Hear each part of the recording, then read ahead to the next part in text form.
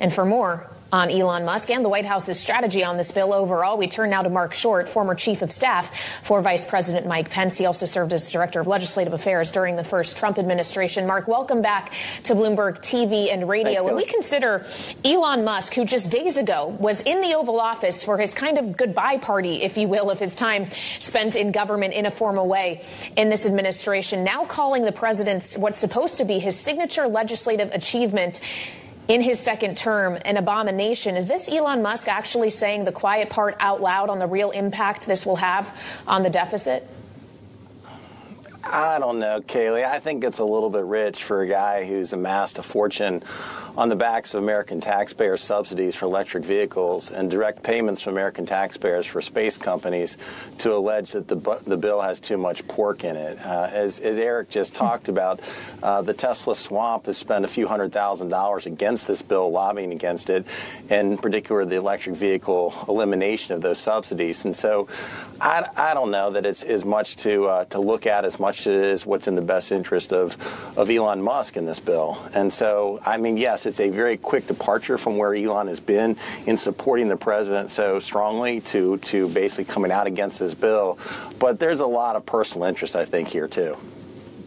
Well, he's done a gift for Democrats here, it sounds like. This afternoon, the Senate Majority Leader, John Thune, had some things to say about it. But let's hear from Democrats themselves, because leaders in both chambers weighed in on this, Marc. Let's listen.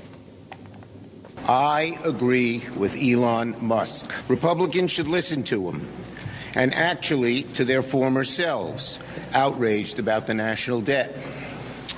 Because it's here, Donald Trump's big, ugly bill is in the Senate. This is not scare tactics. This is a bill, if enacted, will not result in savings. It will result in an increase in the uninsured. Before Elon Musk decided to weigh in, the American people understood the deal. In every single poll that has come out. Having heard your initial reaction to this, Marc, what kind of damage could this do politically when you start making campaign commercials about Elon Musk? Well, I think those campaign commercials are going to happen. I think you'll already see Democrats, alleging the Medicaid cuts when Republicans are actually advocating that people who have the capacity to work should be doing so to qualify. So I think that it's going to be a politically charged environment regardless. I think Republicans understand that. I think with any bill this big, Joe, you've been around D.C. long enough, it's going to die many deaths. There'll be many obituaries written, and then it will rise from the ashes.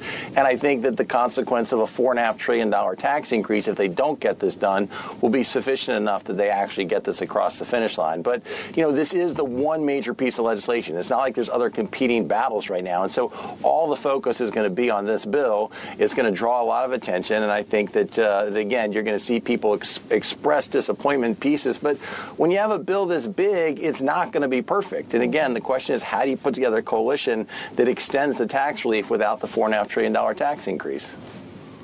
Well, and given the size of the bill, Marc, are they trying to rush this too quickly with this July 4th deadline to get it on the president's desk? I can't say they're trying to rush it too quickly. I frankly think there's concern among some Republicans about the consequences of the economy later in the year with all the trade policy. And I do think they want to get it done before then. But some of these deadlines are just artificial. And I think if they miss the July 4th deadline, it's a self-imposed deadline. And I wouldn't be surprised if it slips, honestly, Kaylee. I mean, in 2017, you'll recall, we didn't pass tax relief until December 22nd. And so it could take a while. I don't think it necessarily will be by July 4th, but I don't think it's that consequential if it's not. I still think it gets done.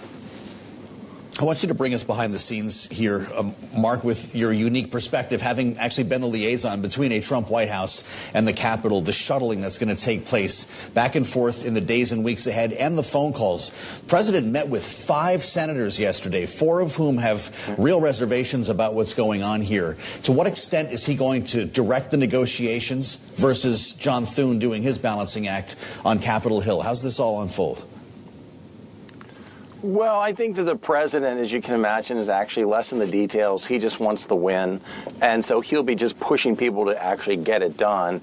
And I think the reality is that the president is unique in that he carries such fervent support among the base, and he's willing to use that in primaries. And I think that is something that really, keeps a lot of Republican members in line with what the president's agenda is.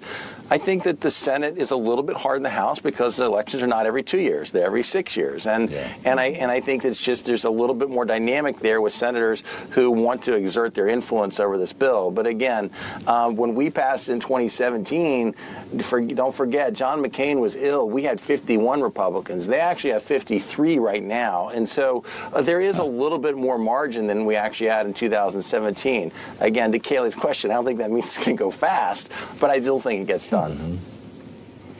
Well, and of course, in addition to having a little bit more of a margin than the House has the luxury of enjoying, Mark, the Senate has other hurdles, including that of the parliamentarian. How much does that kind of procedural aspect of this, especially for the components of this bill that are not arguably budgetary in nature, going to factor in here as well? And do you expect the majority leader will be abiding by the parliamentarians' rulings as effectively what Republicans are forced to go with? Yeah, that's a great question, Kayleigh, and I think there should be a little bit more focus on this because when a bill goes through reconciliation, the parliamentarian has to rule whether there's actually a budgetary impact of some of the policy, and the parliamentarian can strip out some provisions, and so that'll be something to watch in the days ahead because the parliamentarian in the Senate plays an outsized role in a reconciliation bill, so it's a really good point. Yeah. Well, more specifically, Mark, does the current policy baseline method of accounting that was used in the House that would totally change the way we're looking at pay-fors here survive the parliamentarian? Well, I think the Senate feels like it does. I think the current baseline policy was actually something the Senate encouraged the House to go with because they felt it would pass the parliamentarian muster. And so actually the House did this at the direction of the Senate. So I think that John Thune and Chairman Crapo feel very confident that it will. It is a change, you're right, but I think that they've already, I think, soft sold this within the Senate and the parliamentarian to get permission to go this route. Always a great inside view with Marc Short. Thank you, Mark, former Chief of Staff for Mike Pence. Great to have you with us. Joe and Kayleigh, thanks for having me.